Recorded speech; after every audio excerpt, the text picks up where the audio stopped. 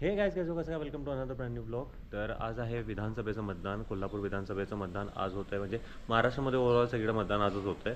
So त्या मतदानाचा video करायसाठी आपण चाललेलो आहोत। जसं मागच्या वेळेस लोकसभेचा केला होता। हा मोठे जे आहेत आपले यूट्यूबर्स आहेत, मोठे काही लोक, ते पूर्ण फिरत तुम्हाला दाखवतात। पण एक ग्राउंड लेवलचं जे काय वोटिंग असतं किंवा ग्राउंड लेवलला कशा पद्धतीने यंत्रणा हलते ते मी दाखवणार आहे तुम्हाला आज। तर जाऊयात। सध्या पहिल्यांदा जातात आपण मतदान करूयात, कारण परत वेळ मिळत नाही आणि परत तो टाईम पण मिळत नाही, कारण कसं होतं गर्दी एवढी जास्त वाढते ना बूथवरती, त्या जिथं माझं मतदान आहे तिथं। तो पहिल्यांदा आता पहिल्यांदा आपलं मतदान करून मग जाऊ पुढं। ओके चलो भेटूत लवकर। तर मित्रांनो बूथवर पोहोचलो, म्हणजे बूथ इथून आता आहे, इथून आत गेलं ना तर आतमध्ये बूथ आहे आणि 200 मीटरपर्यंतच गाडी लावायची आहे। तो इथंच गाडी लावतो आणि तुम्हाला आता मतदान करून आलं बघतो, कारण की आता गर्दी किती बघतो त्या हिशोबावर मतदान करायचं नाही तो विचार करूया। तो आधी जातो आतमध्ये बघतो।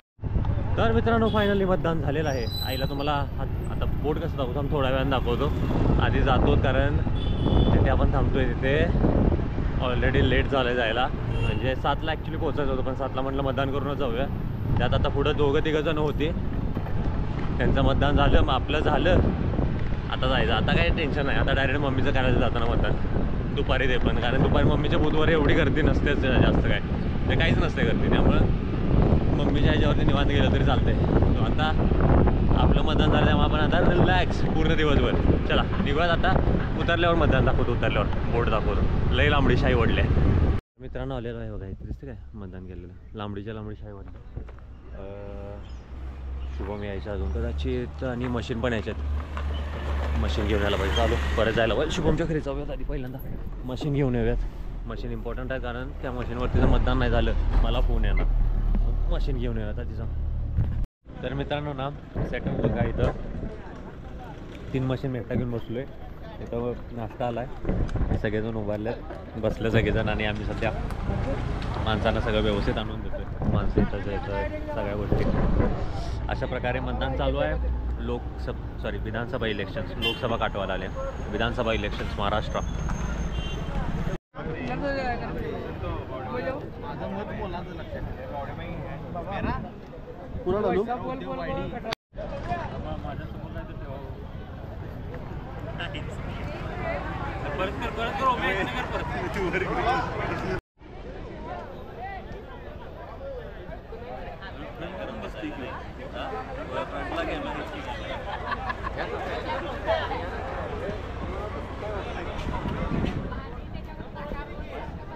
तर सकाळी किती वाजता, 9 वाजल्यापासून जे गायब होतो ते आता डायरेक्टली 6 वाजता उजाडलो आहे।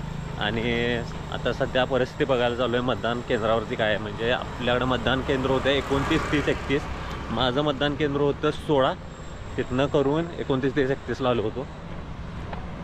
हां मागच्याच आतनं व्हिडिओ केला होता, यावेळेस आतनं नाही करता येणार व्हिडिओ। सो सध्या तरी इथल्या इथं फक्त बघूत, शुभम वगैरे काय कोण आहेत, काय एकटा चालू आहे सध्या, पण भारी विषय आहे, मजा आली आज दिवसभर। म्हणजे जरासुद्धा विश्रांती नाही मिळाली, कंटिन्यू लोक चालू होती, त्यामुळे जरा मस्तपैकी वातावरण झालं आपलं। मतदान झालं आहे सगळं। आज मागच्या वेळी जशी लाईन होती तशी लाईनसुद्धा नाही आहे।